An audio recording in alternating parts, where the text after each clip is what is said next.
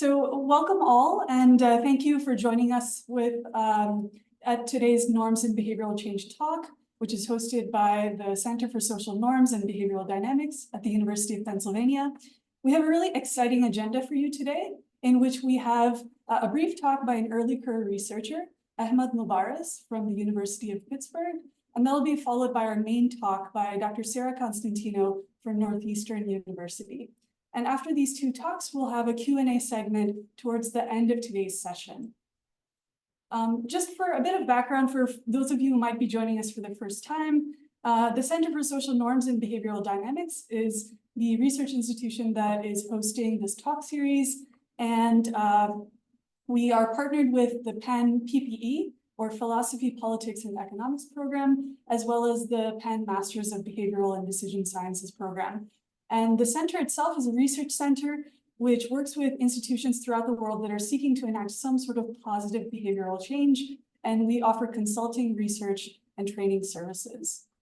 This is just so folks can see what our lineup looks like for the Norms and Behavioral Change talks through the end of 2024. And something that we'll share more about in due course is that we're also planning for a conference to take place in October of this year. And the thematic focus of that will be on polarization and democratic norms. We'll be sharing more about that through our listserv. And just before we go ahead and get started with our first speaker, a couple of ground rules. You should automatically be muted, but if not, we just kindly ask that you mute yourself while the speakers are presenting. If possible, please do keep your camera on so that we can have a more interactive experience. And for any questions, feel free to use the chat at any time or raise your hand at the end of today's session when we'll have a Q&A. And the recordings of these talks will be posted on both our website and on YouTube. And so with that, we'll turn to our early career researcher, Dr. Ahmed Mubaraz from the University of Pittsburgh. And just to give you a quick introduction for Ahmed. So Ahmed is a postdoctoral associate at the Center for Governance and Markets at the University of Pittsburgh. In his current research, he studies policies and programs that affect the enrollment and performance of students from disadvantaged communities and women in higher education within Afghanistan. What I'll go ahead and do now, Ahmed, is just stop sharing my screen so that you can go ahead and share your presentation. And as you do that, I'll share with everyone that Ahmed's presentation today is on the following: lasting effects of gender apartheid on attitudes towards women. And so with that, Ahmed, I'll hand it over to you, and thank you so much for joining us. Thank you so much. Thanks for giving me this opportunity to talk about my research. I'm an applied microeconomist. I focus on economics of education and labor in low-income countries. In the paper that I'm presenting today, we are studying the lasting effects of radical religious gender policies on attitudes toward women. We know that traditional gender norms are barriers to female labor force participation. However, the influence of extremist religious regimes on shaping gender norms remains understudied. Our study is in the context of the first Taliban regime that ruled Afghanistan from 1996 to 2001. Their extremist social policies excluded women from society. We leveraged the geographic variations in the control of regions by the regime and age of individuals during that time to formulate a difference in differences framework. Using a rare perception survey, we find that nearly 20 years later, individuals who spent their primary schooling years under the Taliban held conservative attitudes toward women. They were more likely to support complete face covering, prefer younger marriage age for women, and oppose female employment in mixed gender environments. Now I'd like to give some details about our research context. To reiterate, we are examining the lasting effects of radical religious gender policies on attitudes toward women. Two features of the first Taliban regime make it a suitable natural experiment for our study. First, their rise and fall were unforeseen. And second, their policies were unprecedented. The rise of the Taliban was abrupt. Before the regime, Afghanistan was going through vicious civil wars. Interestingly, the group did not exist during that time and was not one of the civil war factions. For the first time, they emerged in 1994. Taking advantage of a population devastated by civil wars and with a promise to bring stability, the group made swift advancements. By 1996, they captured nearly 75% of the country, including the capital, Kabul. It was at that time that they announced their government as Islamic Emirate. However, their expansion to the north was deterred because the civil war factions mobilized and formed a coalition against the Taliban. 2 provinces that you see in green were never captured by the Taliban. Their fall at the end of 2001 was also unexpected. Following the 9/11 attacks, the United States launched war on terror that led to the collapse of the regime in 2 months. The Taliban's policies were unprecedented. Upon establishing their government, they banned women from employment and education at all levels. They imposed a specific type of face covering called burqa for women to wear in public. They separated men and women in public. In total, their policies were a complete gender apartheid policy. We use 5 variables as measures of attitudes toward women. The first variable is face covering in public. The reason for emphasizing on this measure is because the Taliban had a specific policy about it. The second variable is preferences for women's marriage age because of its implication on female labor market outcomes. The other measures are perceptions toward female education, employment, and service in leadership positions. These variables are based on the gender equality scale of Angarhar et al. Our research is relevant to the current events. The return of the Taliban at the end of 2001 and strengthening of extremist groups such as in Northern and Sub-Saharan Africa are recent examples.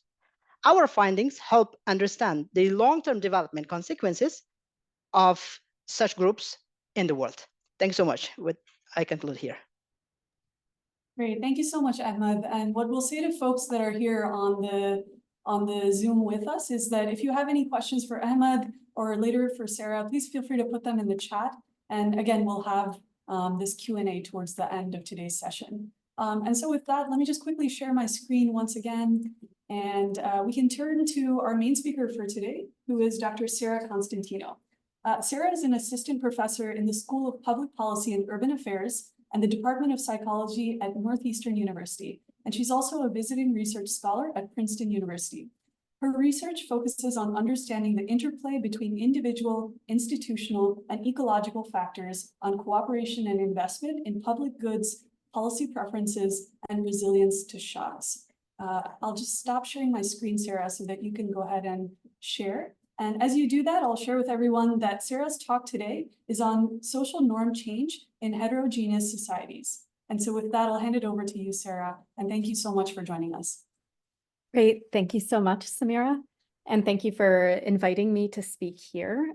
So hopefully no one has seen this work. I presented one of the studies at a previous NoBeC meeting.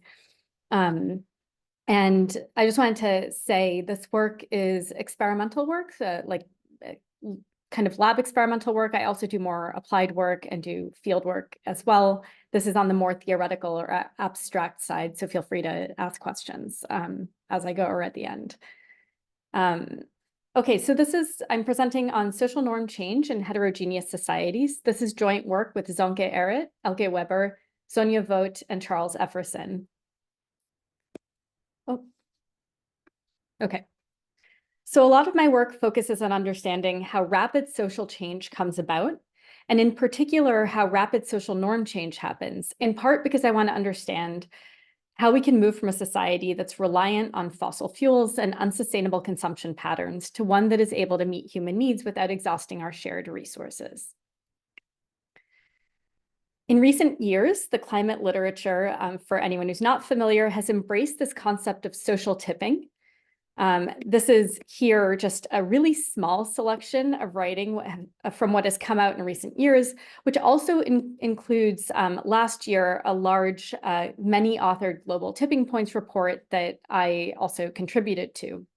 And this global tipping points report both covers tipping points in the Earth system, but also social tipping points as potential solutions to address some of the ecological tipping points that we're facing. So social tipping refers colloquially to a point when a change in a system becomes self-perpetuating beyond some threshold, leading to substantial and often abrupt changes in a system, sometimes irreversible changes. And the term has caught on in part because it offers the possibility that social change might be possible at the speed needed to address climate change, or at least this is my theory for why it's caught on. And one, but by no means the only driver of such endogenous social change processes might be our tendency to conform or coordinate with those around us, or with the perceived social norm, the norms that we perceive. So a relatively recent paper, getting a little bit older now, from 2016, suggested that against a backdrop of insufficient action by governments to address various societal challenges, various collective action problems, including climate change, that policymakers might do well to design policies that leverage social norms or the self-reinforcing endogenous social change processes that come from our tendency to conform or coordinate with those around us. And that doing this, they might do this to amplify the direct effects of interventions through indirect effects, through these sort of endogenous social change processes. And this might allow for circumscribed or delimited interventions to scale up in terms of the behavior change impacts they have. So broadly, in the two studies I'm going to present today, we ask under what conditions we can expect circumscribed interventions. So you can think of circumscribed interventions in terms of time, in terms of who's targeted, in terms of their scale or intensity. Under what conditions we can expect circumscribed interventions to drive rapid social change. And in particular, we're going to consider what happens in situations with strong group identities or heterogeneous preferences. And in part, this is going to be a critical reflection on this optimism around social tipping, but not a hopeless reflection. So I probably don't need the following slide for this audience, but for completeness, we know that many behaviors are interdependent from Christina's work and many others, and this happens for many reasons. Observing what other people do provides information, adhering to what other people do or expect can maintain your reputation. You can use what other people are doing as a heuristic. So there are many different reasons why we might conform to what people around us are doing. And this has been shown across many domains, from health to fertility decisions to voting, female labor participation, and many, many environmental domains, including resource use and climate change.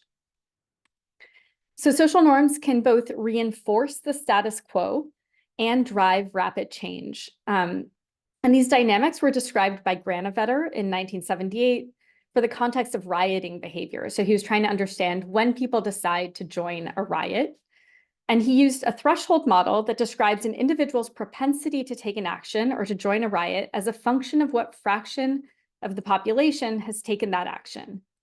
And this threshold varies across individuals, and it can range anywhere from 0 to 100, where 0 might indicate someone who is already very eager to join a riot, whereas 100 is someone who requires the entire population under consideration to be rioting before they're willing to join. And these thresholds might exist for different reasons, because of people's tendency to conform to others, because of their risk preferences, because of a kind of cost-benefit analysis, what they think they'll get out of, for example, rioting. And so you can sort of characterize the population, if you think about them in terms of these thresholds, into those who are more amenable towards a particular behavior or a particular change from, I'm often going to be talking about a situation with two behaviors, so non-rioting or rioting. You can think of people with the different distributions of thresholds as either more amenable to the behavior that we're considering or less amenable or resistant to that behavior. And those terms will come up later, in particular in the second study. Sorry, just closing a pop-up. Okay, so in recent years, this model and the perspective of social tipping has been used as a lens through which to understand several historical examples of rapid social change, such as the rapid increase in support for same-sex marriage in the US, declines in occupational segregation in the 1970s and 80s, which happened very quickly, racial segregation in neighborhoods. So this is actually the Granovetter's threshold model has been applied to spatial data, looking at how people sort into different neighborhoods. Smoking cessation, foot binding, female genital cutting, both Zonia Vogt and Charles Efferson have done a lot of work on this, adoption of rooftop solar and how this spreads through societies, and transitions from cars to bicycles in Copenhagen. Okay, it has also been tested in experimental settings. So Damon Santola set up a lab experiment where they let a tradition or convention establish itself using a symmetric coordination game with homogeneous preferences. And so once a sort of convention or norm had established itself in this experimental population, they then seeded the population with a new behavior, and they manipulated the size of this shock. And so the way that they seeded a new preference was they introduced bots who had a commitment to an alternative behavior, one that was not currently the norm. And so by introducing different bots that varied in what proportion of the population they represented, or what size this committed minority was, they were able to show that at 25% of a committed minority, of a critical mass of 25%, this would tip the population to the alternative norm. And these numbers have come up in other sort of literature reviews and theoretical work suggesting that there is this critical mass at which a population might tip from one norm to another. But this is a pure coordination game that has no heterogeneity. So all people playing this game share homogeneous preferences, and there's no sort of ranked equilibria. People want to coordinate, but it doesn't matter what they coordinate on. And so this is a pretty unique case that differs from many real world cases, which have a lot of heterogeneity, many dimensions of heterogeneity, including people's commitments to what I'm calling, the status quo behavior or the alternative behavior. And these terms will come up in the study. So let me just pause for a second. I'm here considering, you could think of situations where there are many different types of behaviors, but right now I'm considering a society that's in one state, and there is a policymaker or a social planner who is trying to shift the norm or the common behaviors towards an alternative state. So towards maybe one that has more sustainable consumption patterns. Okay, so more recently, Andreoni et al. Introduced agents that had heterogeneous preferences, and across many different treatment conditions, some that were much more likely to show social tipping, others that were less likely to show social tipping, showed spontaneous change, showed the emergence of spontaneous change in heterogeneous populations. And so you can see that these green dots change sort of starts slowly in this experimental setting and then happens rapidly under certain conditions. And so the way they designed their treatments was also informed by Granovetter's threshold model, and they were able to predict, given different parameterizations of the game, whether tipping would occur or not.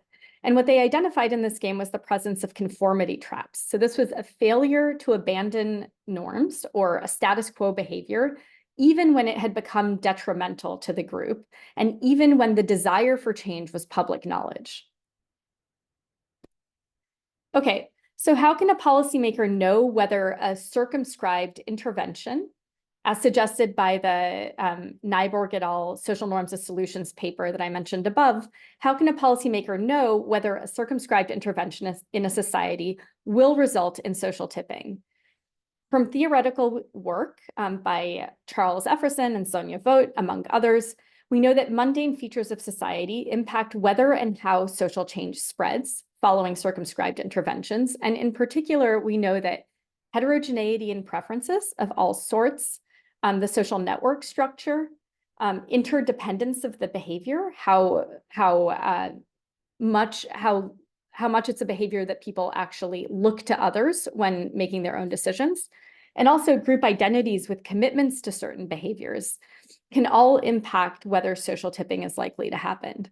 And I'm going to say a little bit more about the group identities because this is related to the first study I'm going to show you. So group identities, when groups have commitments to certain behaviors, they might choose those behaviors to strengthen or signal their identities. And those behaviors might also be defined in opposition to outgroups in contexts where you have animosity between groups. And this can actually lead to anti-conformity between groups. And so you can imagine that that might create difficult situations for social tipping. And just to give you an example, you might think of like Ford pickup trucks as an important marker of Republican identity. And I'm sure you can think of better ones as well. So These mundane features of societies that have been shown to impact whether social tipping exists or not also have implications for the design of interventions, in particular for who should be targeted by interventions aimed at seeding social norm change, and whether they're able to create change at all. Okay, so here we test these ideas in 2 studies.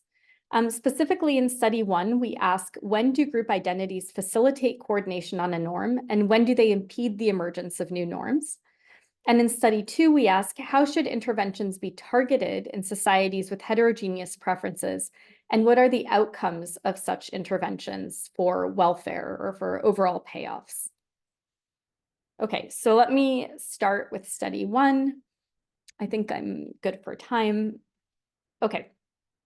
So in study 1, we test the effect of strong group identities on social tipping processes. So this process of endogenous social change following a circumscribed intervention by focusing on partisan group identities, because these are real world groups to which many Americans have strong pre-existing commitments. We know that affective polarization in the US has been growing over the past 20 years. So this is a figure from a working paper by Jamie Druckman and colleagues. And we also ran this study during the last federal election. I can't believe we're at another one, where these identities are particularly salient and heightened. So let me walk you through the experimental setup. We recruited participants from Prolific who were selected to have similar preferences in terms of their real-world group commitments. What I mean by that is that we specifically selected strong partisans because we needed the group identity to be meaningful and also comparable across our respondents. So we used a feeling thermometer to do this. We assigned participants to 68 groups of either 12 Democrats or 12 Republicans. So they were in homogeneous groups, but they were not aware of the political identity of their group members. They played a pure coordination game with repeated random rematching. What this means is that on each trial, they played a coordination game. I'll walk you through what this looked like. And then they were matched with another person in the group. And the game was anonymous. They couldn't speak or they couldn't communicate at all. There was a pre-intervention period where a status quo norm, what I've been calling the status quo norm, but some norm emerged in the game. This was a symmetric coordination game, so it could have been either of the 2 choices in the game. I'll walk you through this in a second. And this emerged over 20 rounds or as soon as 90% convergence in the group was reached on a particular choice. Then we introduced an intervention in which we incentivized half the group to switch to an alternative behavior, to the alternative behavior in the game, and then we let the game continue for 20 rounds in order to see whether this direct intervention spread to those who were non-targeted. So this is our sort of measure of whether social tipping happened. Our treatment condition is that we embedded neutral or group identity choice labels into the game. These had no implications for payoffs, no material impacts on the game, but you'll see that they had strong social, created strong social incentives. Okay, so respondents played the coordination game on the left. You can see it's a symmetric coordination game where there's an equal incentive to coordinate on @ So if you choose @ and your partner chooses @ you earn 200 points, or on pound. If you choose pound and your partner chooses pound, you similarly earn 200 points. Once participants made a choice, they saw the feedback screen on the right. So they learned what they chose, what their partner chose, as well as the frequency of choices in the group in the previous round. Okay, so this is the pre-intervention payoff matrix, which I just showed you. Now I'm just replacing one of the choices with SQ, which stands for the status quo behavior. Recall, this is whatever the behavior they converged on, we're defining as the status quo. This could have been @ or pound. And alt is the alternative behavior. This is what the social planner or policymaker would like to incentivize. So they want to incentivize change towards the alternative behavior. Okay, but these labels are arbitrary. They're based on play in the pre-intervention period. After the intervention, half of the group, the half of the group that was randomly assigned to be targeted or to receive the intervention saw the middle payoff matrix, which makes the alternative option preferable regardless of what others are doing. So now those who were targeted prefer alt regardless of what their partners are choosing. while the other half see the same matrix that they were seeing before. So they see the same symmetric coordination game. And these symbols here will come up in the regression. So T is targeted and T is not targeted. Okay, so the intervention is a strong one. You can see it incentivizes those who are targeted to always switch to the alternative behavior. And so it was designed this way intentionally to be favorable to tipping. Targeted players were sufficiently incentivized to change their behaviors. So we want to make sure that we have the direct effects of the intervention. And a large enough fraction of the group is targeted to create conditions favorable for tipping based on expected value calculations and prior research. And so we targeted 50% of the group. We assigned people to 2 treatment groups, a neutral label group, which is this one, where they just saw at or pound, and a group where choices were now linked to in-group or out-group identity labels. And so you can imagine that the homogeneous Republican group is going to like this top choice and disfavor this bottom choice, all else held equal. However, if they're trying to maximize their earnings, what they should be paying attention to is the points, right? Okay, so our hypothesis was that group identity aligned choices facilitate coordination before the intervention. A circumscribed intervention triggers the rapid emergence of a new coordination norm, so leads the group to shift to the alternative in the neutral condition. And a group identity and group identity aligned choices reduce the likelihood of social tipping or the emergence of this new norm relative to the neutral condition. Okay, so I'm going to start by describing the change in the aggregate behavior that's not accounted for by the exogenous intervention. This is called a spillover. So a positive spillover indicates that the intervention resulted in indirect behavior change towards the alternative choice, while negative spillovers indicate the opposite. And these take into account the size of the intervention. This will be particularly important for study 2. Also, all of these measures that I'm using here to describe the results will also come up in the second study. So you'll be familiar with them by that point. Okay, so what we find is that we see much more positive, more groups with positive spillovers in the neutral condition, suggesting that there was, in fact, tipping towards the alternative norm in the neutral condition. And we see a left-shifted distribution of spillovers in the identity condition with many negative ones, suggesting that even the direct effect was not effective in the identity condition. Okay, we see that there's a significant, we see that these differences are significant in a regression. And here I'm showing you the group behavior by trial now. So this is trials over time in the experiment. On the top, you see the neutral condition. On the bottom, the identity condition.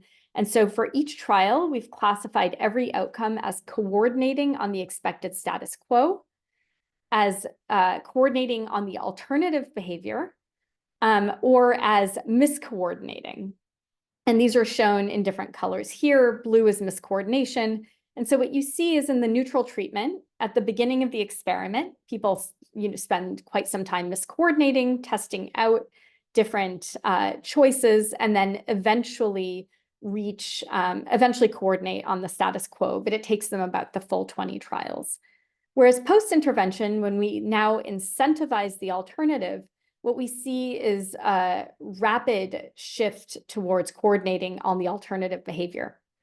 In contrast, for the identity group, we see this striking missing part here, and this is because they coordinated so quickly. They reached the 90% threshold so quickly because they had a focal choice. Remember, these are all, they don't know this, but they're all from the same partisan group. It's a groups of homogeneous Democrats or Republicans, and so there's a focal choice with those identity labels. However, then when we incentivize the choice of the alternative, which in every case is the out-party label, what we see is that they persist in this state of miscoordination. So the maximal miscoordination is 0.5, and we see that it's pretty close to that. So they do not manage to choose the alternative, or do not want to choose the alternative. These groups do not coordinate on the alternative behavior that was incentivized by the policymaker or social planner. Okay, so this is the these are individual level results now. This is a linear probability model estimating the likelihood of choosing the alternative in the post-intervention period relative to the pre-intervention period as a function of, the final pre-intervention period, as a function of whether they were in the neutral or identity groups, treatment conditions, whether they were targeted or not targeted players, and then here you see whether they were pre-intervention or post-intervention. And so what we see, the omitted category here are neutral, non-targeted pre-intervention individuals. And so what we see is that in the targeted individuals in the neutral condition change their behavior. So this is the sort of direct effect of treatment, a direct effect of the intervention. And we see similarly a significantly higher likelihood of choosing the alternative behavior in the neutral condition among those who were not targeted. These are the indirect effects of the intervention, right? So this is another way of showing these spillovers. In the identity condition, we see that the direct effect of the treatment in the post-intervention condition is again positive, not as strong, significantly positive, not as strong as that in the neutral condition, because they're now having to choose the out party label. And we see that there is no significant increased likelihood of choosing the alternative among the non-targeted. So we don't see evidence of these spillovers. Again, this echoes what I showed you in the aggregate level behavior. And you can see this here. This is just a graphical depiction of the regression results. I will skip this in the interest of time. Okay, so looking at average payoffs between the conditions, we also find that while the identity group starts off by earning more due to their rapid coordination in the pre-intervention period, they end up leaving money on the table due to the persistent miscoordination in the post-intervention period. So this is the cumulative difference between neutral and identity groups. Okay, so just to conclude for this study, we find that when social tipping exists, the impact of circumscribed interventions is amplified by endogenous social change. These are the indirect effects, again, of an intervention on those who are not targeted. And this can lead to the emergence of new norms. We also see that social identities can facilitate coordination by organizing groups around focal norms. These are the in-group labels. This is the really rapid coordination that we saw in the pre-intervention period. But even a trivial link between group identities and choices in the domain of interest can destroy the potential for tipping. And so this is what we saw in the persistent miscoordination in the post-intervention period in the identity group, and the lack of effects or increased likelihood of choosing the alternative behavior among those who were not targeted. So group identities can add non-monetary value to the socially harmful choice, which here was just defined as the alternative or the out party label. Okay. So now let me move on to study 2. So just to remind you, in study 2, we now look at societies that don't have strong group identities and in and out group dynamics like the one I just showed you. So you don't necessarily have these kinds of anti-conformity tendencies or desire to not choose the outgroups label, but now we just have a society with heterogeneous preferences. So there's some distribution of preferences or some degree of commitment to an existing behavior and some degree, a distribution of preferences for an alternative behavior that a policymaker is trying to incentivize. And so we ask, how should interventions be targeted in such societies, and what are the outcomes of such interventions?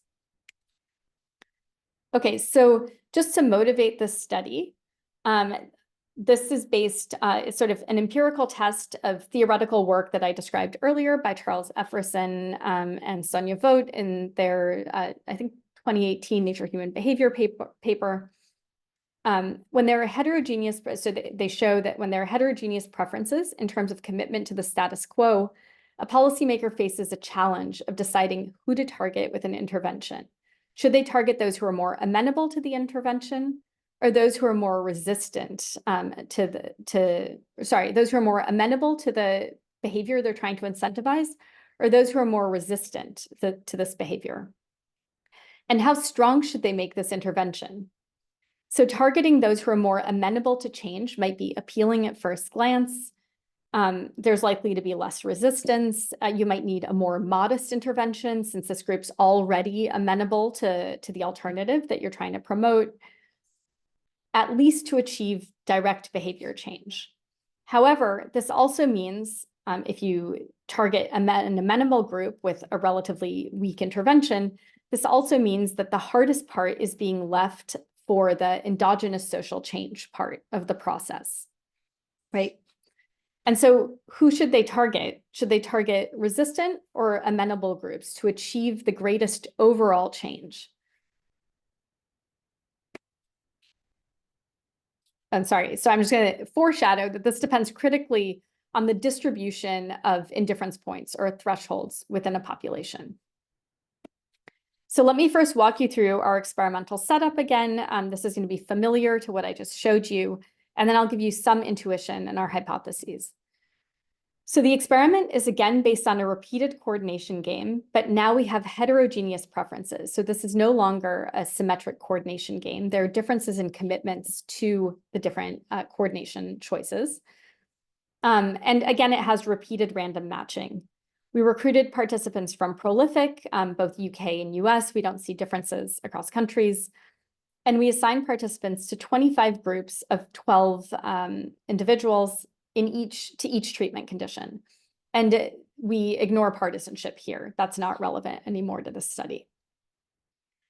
Before the intervention, the majority of players prefer coordinating on one option by design, resulting in a status quo norm after about 15 periods. That's how long we gave them for the pre-intervention period. And we see this in almost all cases, that the status quo norm emerges. And this is, of course, by design. I'll show you the payoff matrices in a second. We then introduce an intervention where we incentivize a subset of the group to switch to the alternative behavior with a strong intervention. Okay, this is an intervention that we expect to have direct effects, and what we're asking is, does it have indirect effects, and does it depend on who is targeted? And so the game continues for 25 rounds after the intervention, and we have 2 treatment conditions where we vary the design of the intervention. So we vary whether it's a small or large design. A small intervention targets 1/3 of the population of the group, and a large intervention targets 2/3 of the group. You'll notice that both of these are larger than the 25% that was identified in previous studies as necessary for social tipping. We also vary whether we target more amenable individuals who are more amenable to change or those who are more resistant to change. Again, we induce amenability and resistance to change through our design. Okay, so first let me show you the pre-intervention payoff matrix, and I'll come back a little bit to some intuition. Okay, so the payoff matrix now is a coordination matrix, a coordination game, but there's now an idiosyncratic preference that's determined by this xi value, which is assigned to each individual from this list here. So you'll see that there are 12 different values. Each individual in a group is assigned this list upon entering the group.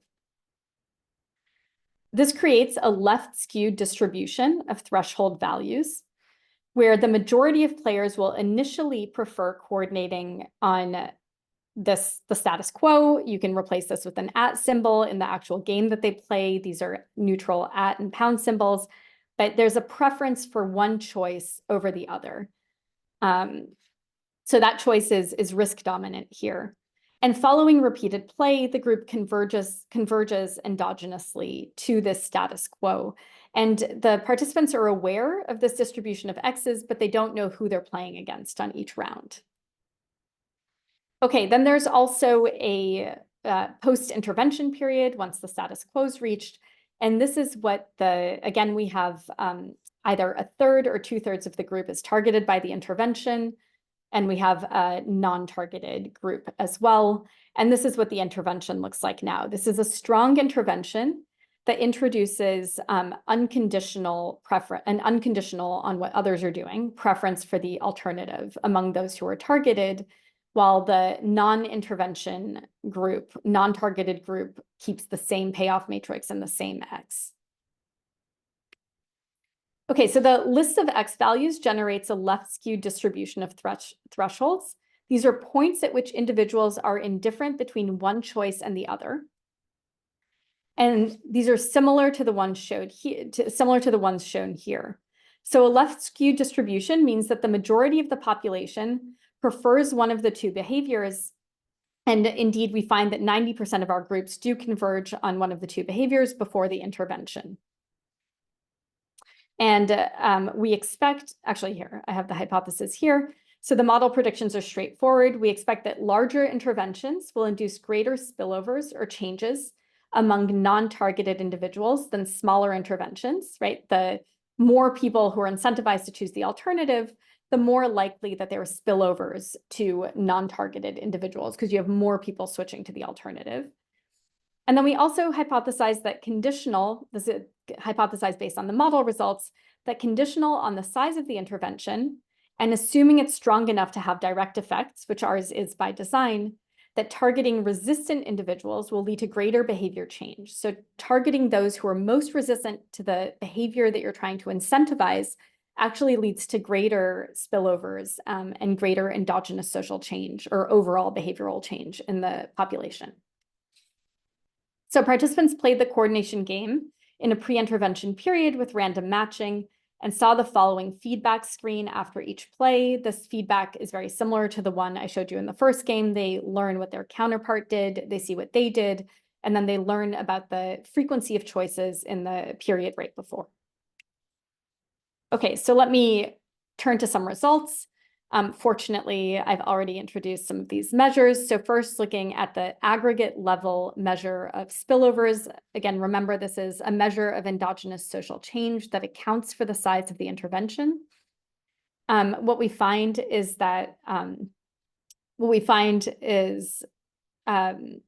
substantial spillovers among the two resistant groups. So these are the treatments up here. So resistant small and resistant large, as expected.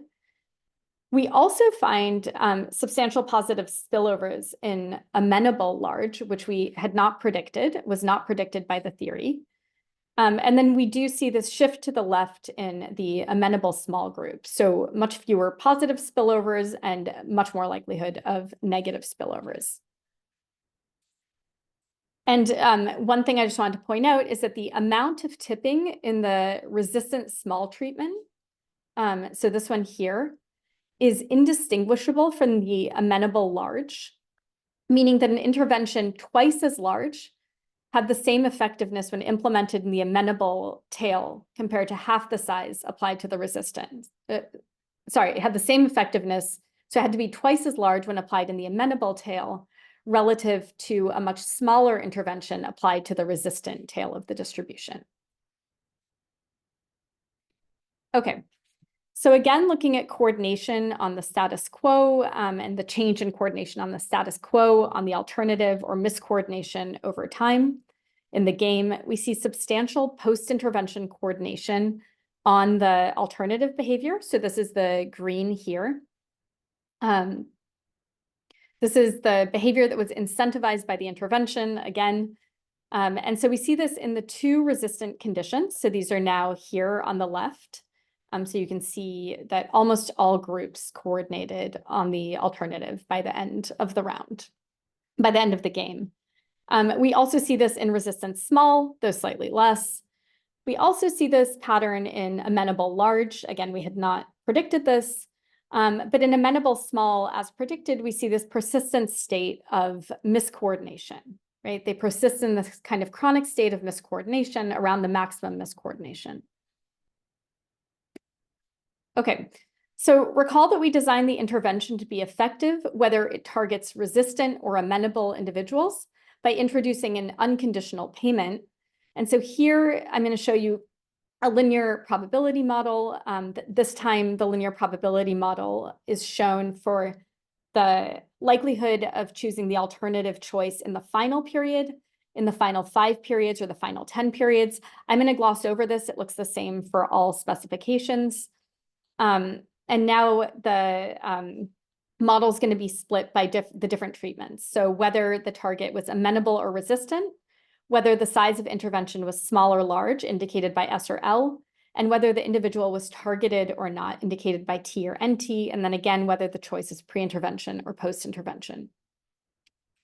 Okay, so here I'm just highlighting in blue the targeted individuals post-intervention across the 4 conditions, and we see that all targeted players responded in very similar ways, regardless of the treatment condition, suggesting that they robustly changed their behaviors in response to this very strong intervention that incentivized them to change their behavior to the alternative. This also tells us that the treatment differences we see are driven by those who were not targeted by the intervention. These are the indirect or endogenous effects of the intervention, and I'm actually going to show these to you using a graphical depiction of the regression here, where you can see the probability that those who were not targeted, so these are the bold lines here, and I'll circle them for you. Hopefully you can see my cursor. Not targeted, not targeted, and not targeted by the intervention, chose the alternative.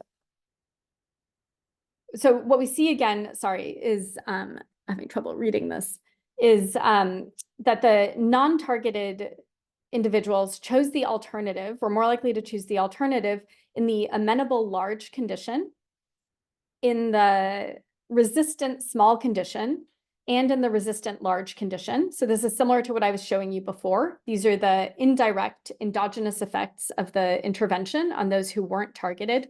But what we also see, again, here, just echoing what I showed you in the spillover results, is that in the amenable small condition, where we didn't expect to see spillovers, we did not expect to see these indirect changes, we in fact don't, right? They don't look significantly different from 0 or are marginally so.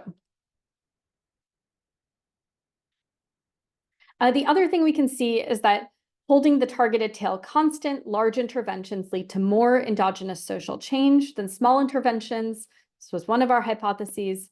And then holding the size of the intervention constant, targeting the resistant tail leads to more behavior change than targeting the amenable tail. So that's our other hypothesis, with the caveat that we do see substantial spillovers in the amenable large condition. Okay, so I'm just going to show you one part of the kind of welfare analysis and welfare results in the interest of time. So I just remind you that we had 3 treatments that tipped the alternative behavior.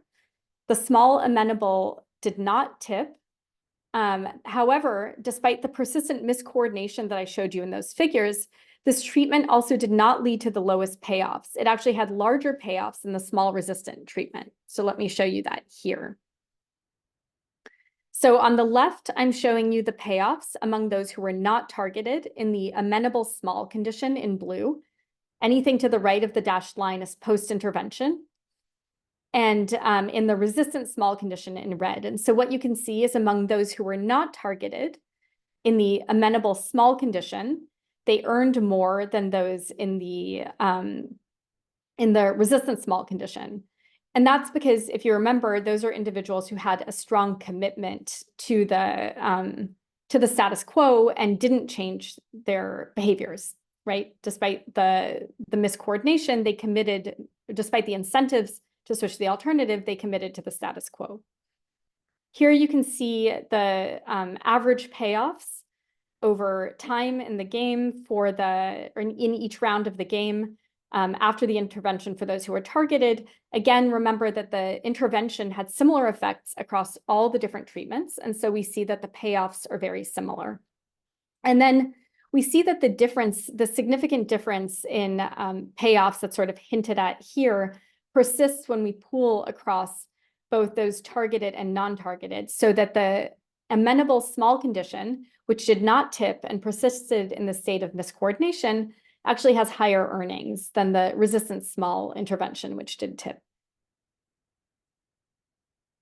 Okay, so let me walk you through some intuition for this. So let's start with the small intervention in the resistant tail. So this is a case that tipped, right? This is the resistant small. We know that this one tipped. There was endogenous social change. And so it faced limited miscoordination. So let's consider 2 individuals with extreme values. We can take x of I of 52 This is one of the most amenable individuals, an XI of 184. This is one of the more resistant individuals. And so the intervention here targeted the resistant individuals, the resistant individual. And so the resistant targeted individual goes from earning 284 to 300 after the intervention when they switch to the alternative behavior. And the amenable individual who's not targeted and also switches their behavior goes from earning 152 to 200. So both players change their behaviors and enjoy modest gains, right? So their welfare improves on average. Now let's think about the amenable intervention. The amenable intervention failed to provoke tipping. And so players persisted in a state of miscoordination. So now for those two players, let's walk through how their payoffs changed. So now the amenable individual was targeted and their earnings go from 152 to 300, while the resistant non-targeted individual goes from 284 to a mix of 284 and 184 because there's miscoordination. So the targeted player changes their behavior with large unconditional gains, but the non-targeted player doesn't change their behavior and experiences few miscoordination costs because they had such a strong commitment to the status quo. Okay, so just to conclude from that, in heterogeneous societies or for issue domains where there's strong group attachments to a particular behavior, there's no clear or absolute critical mass we can point to. We can't say that 25% of a 25% committed minority to an alternative way of life, to an alternative behavior will be able to tip the group. And this is true even under coordination incentives. It depends critically on the distribution of thresholds and who is targeted by the intervention and how strong the intervention is, whether it's able to have direct effects, and whether those are sufficient to incentivize those who are not targeted to change their behaviors through these endogenous social change processes, which again depends on the distribution of thresholds. Conditional on the intervention size, targeting more resistant individuals is better for tipping behavior when the intervention is sufficiently effective. But weak interventions that might not be sufficiently effective or that have incomplete direct effects, for example, in a resistant group where it's costly to change those behaviors, it requires pretty high incentives to change those behaviors. They might cost less, but they might also be unlikely to promote widespread endogenous change. So this is something we're looking at in the third study, which I didn't present today because I did not have the time.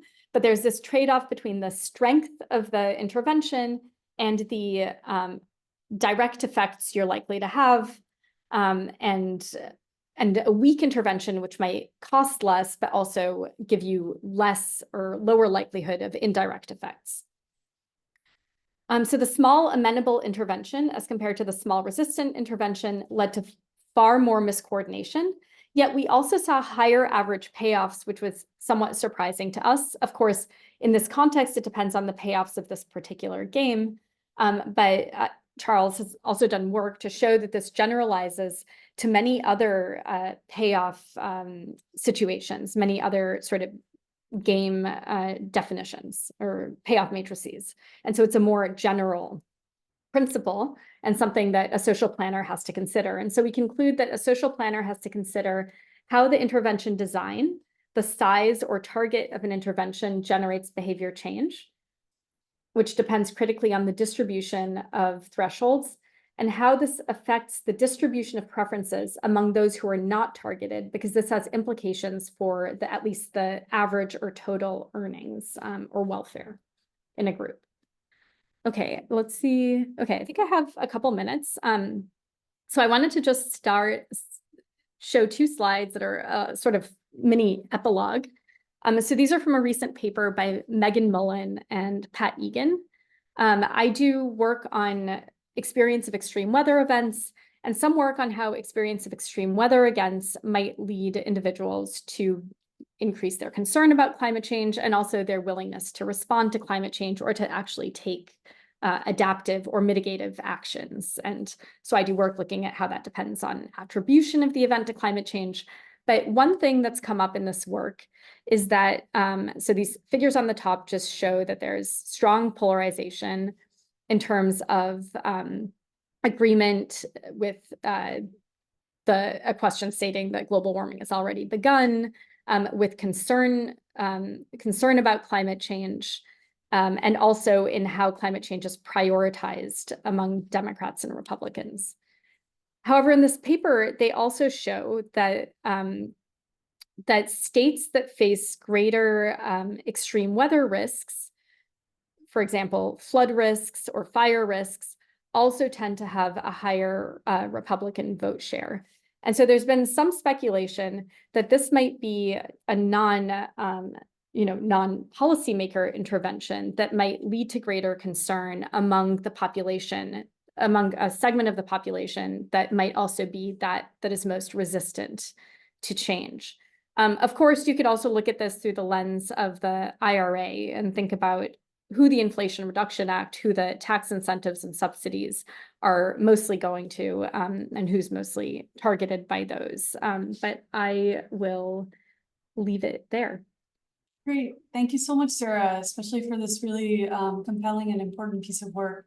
We'll turn to questions now. And folks, as I go through a couple of questions in the chat, please feel free to raise your hand to ask the question. But the first question, it was actually for our earlier speaker, Ahmed. Diego asks, do these outcomes take into account potential of social desirability bias in responses? So Ahmed, if you can please touch on that. Yeah, that's a great question. Since we're using a secondary survey, I don't think that is a concern for us, because if there was a social desirability bias, it should be both in the control group and treatment group. We don't have any reason to believe that there's a variation in the social desirability bias in response coming from the control and treatment groups. Great, thank you, Ahmed. And Diego, I see you're on the line. Is there any follow-up or any other question you might have for Ahmed or Sara? No? Okay. Another question that we had in the chat was from Marcus. Marcus, I see you're on the line. Feel free to unmute if you'd like to ask yourself. Sure. Hi, Sara. Phenomenal talk. Thank you. It's not central to your hypotheses, but sort of as an anecdote, I was just wondering, did you observe any differences between Republicans and Democrats in study one? I mean, was there more negative spillover for one group than for the other?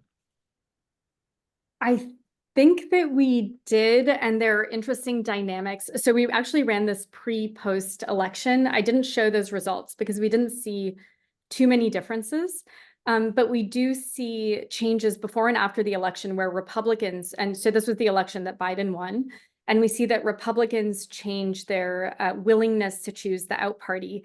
And I cannot remember right now if it decreases post-election or increases, but we do see significant differences.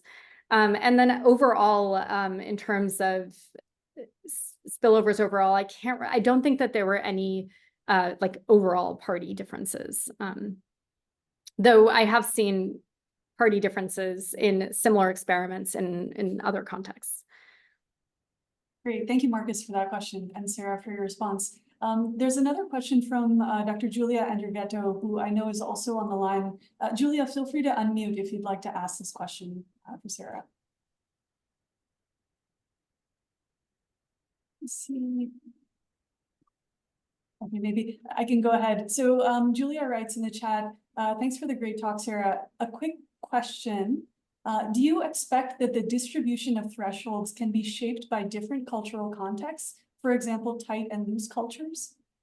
That's actually, so I don't know if Julia is still on, but that's actually a study I have wanted to do for a while. I would expect that they would, because like the tendency to conform is an input, would be, part of what makes up a threshold. Like what exactly the threshold is composed of is sort of mysterious. But of course, like the tendency to conform is something that would inform the threshold. And so I think we might see differences where people have a greater commitment, for example, to the status quo and require more social proof before they're willing to switch their behaviors, because there's potentially more sanctions for deviating from an existing norm. So that I would love to do this in those two settings, or to try and elicit thresholds in those two settings. But that's a great question. I've been thinking about that a lot. Great, thanks, Sarah. And also thank you, Julia, for that question. I see a hand raised by, I might mispronounce your name, a hand raised from Kirill. Please feel free to go ahead. Thank you very much for your presentation. And I want to, sorry, please, could you explain how you find which participants are resistant and which participants are amenable to the intervention? Yes, let me show this. If I can, is it okay if I share screen again? Yeah, please feel free to do that. Okay. Just pulling up the right slide. Okay.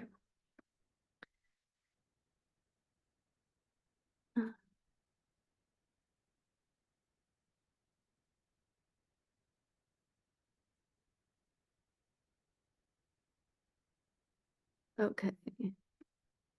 Okay, so just to give you this intuition here, if this is the distribution of thresholds, this is not exactly what was in the game, because this is a continuous distribution of thresholds. But if it's left skewed, which this one is, it implies that there are more people who need a greater number of others to take a behavior, to take a particular action before they're willing to take the action. So these over here on the left with thresholds near zero are people who say, who don't need anyone else to take a particular action before they take it. They're leaders, they're nonconformists, they care about the particular alternative that's being incentivized. Whereas these on the right require almost everyone to have taken that action before they do. Maybe they have a really strong commitment to the status quo. The ones in the middle sort of look around to what others are doing, and are more indifferent to the two actions or behaviors to begin with. And then the way that so this is the sort of theory, the thresholds theory from Granovetter's 1978 paper. And the way that we operationalize this in the game is by creating a coordination game that has this idiosyncratic X value that's drawn from this distribution here. And so you can see that all of the people who are basically from 100 to 184, these, 9 individuals who are going to be assigned this X value have a preference for the status quo, but the degree of that preference varies, right? It can vary from, these ones here would sort of marginally prefer the alternative, but not too strongly. Whereas this one with 104 gets 4 more points. And these points are turned into dollars. These are points, money that they actually earned. 4 more points by choosing the status quo. Whereas this one who's assigned to 184 earns way more by choosing the status quo. And so they have a very strong commitment to the status quo.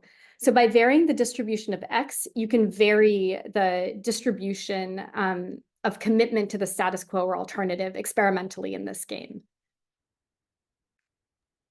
Great. Thank you, Sarah, and thank you, Kirill, for that question. Any other questions, folks? Feel free to raise your hand or place any additional question in the chat. I'm taking a look. I think we've addressed the questions in the chat. Maybe one question I can add, Sarah, is just based off of what you shared in the conclusion and epilogue, and one of the findings being that targeting more resistant individuals is better for tipping behavior when the intervention is sufficiently effective. When you look at the application of your findings, aside from what you mentioned during your talk, what other applications would you and your team be looking at based on these findings? So Charles Efferson and Sonia Vogt have done a lot of work on female genital cutting and these kinds of traditions that certain NGOs or policymakers might perceive to be harmful. So that's what they've sort of focused on, and they have a lot of work in that domain. I'm focusing more on I'm coming more from the climate and environmental domain, where I'm thinking about coordination problems like switching, you might think of meat consumption, or maybe purchases of electric vehicles, the expansion of electric vehicles or whether to expand electric vehicles or public transit, for example, because these are investments that require, they have network effects. Like the more people who purchase electric vehicles, the more charging stations there will be, and the more attractive it'll become to purchase an electric vehicle. Currently, or if you're one of the first people to do that, it can be, you have to really have a commitment to want to not pollute or to drive a green, clean car, green powered car. Whereas once they become cheaper and you have more charging stations, this is something that even people who might have initially been resistant to, start to see as like, it's a cheaper option. It's pretty common. Lots of people are doing it, and it's no longer really challenging to do. It doesn't require you to really go out of your way. So I'm thinking of those kinds of behaviors. So you can think of a lot of new technology adoptions. People have written about rooftop solar in this way as well. And so when you're thinking about how to target incentives or subsidies, let's say you're targeting them geographically or to certain, using place-based policies. And there's some work looking at this in the context of rooftop solar and how it spread in Germany. You might want to target, households or areas that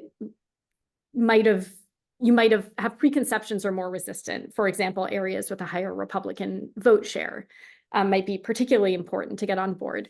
This is actually not the case. There is work showing that Republicans actually do adopt rooftop solar in many contexts at a comparable rate to Democrats, in part, actually still lower, but in part because of the cost savings. So there's like a separate thing, which is how do you frame these transitions to these new technologies, and can you move away from a kind of climate framing? But if you're stuck with a climate framing, or something's really been branded that way with like electric vehicles, I think those are the kinds of domains I've been thinking about. A lot of the subsidies, though, that we have are not targeted in this specific way. I mean, you could think of some are, certain people are more eligible, or you have income thresholds and things like that.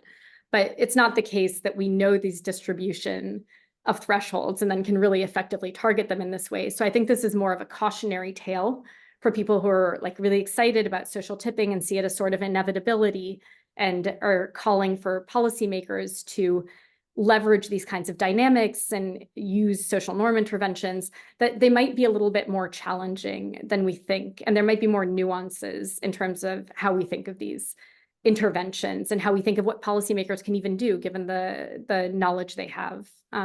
So I think it's a little bit more of, so those are the kinds of applications. And then I think the takeaways are a little bit more like a word of caution, or there's more nuance needed in thinking about this. Great, thanks so much, Sarah. That's actually really helpful. I think we've covered all of the questions in the chat and also from the group overall. So we can start to wrap up, and really want to thank you, Sarah, and also Ahmed, both of you, for your talks, which were both really compelling. And in addition to that, let me just share my screen one last time and just share with folks that also thank you again, everyone, in addition to Sarah and Ahmed. Thank you to everyone who participated in our talk today and just in the series overall. A note for everyone is that our next Norms and Behavioral Change talk is going to be on Thursday, April 11th, again at 1 p.m. EST. And this is going to be with Dr. Sonia Vaught from the University of Lausanne in Switzerland.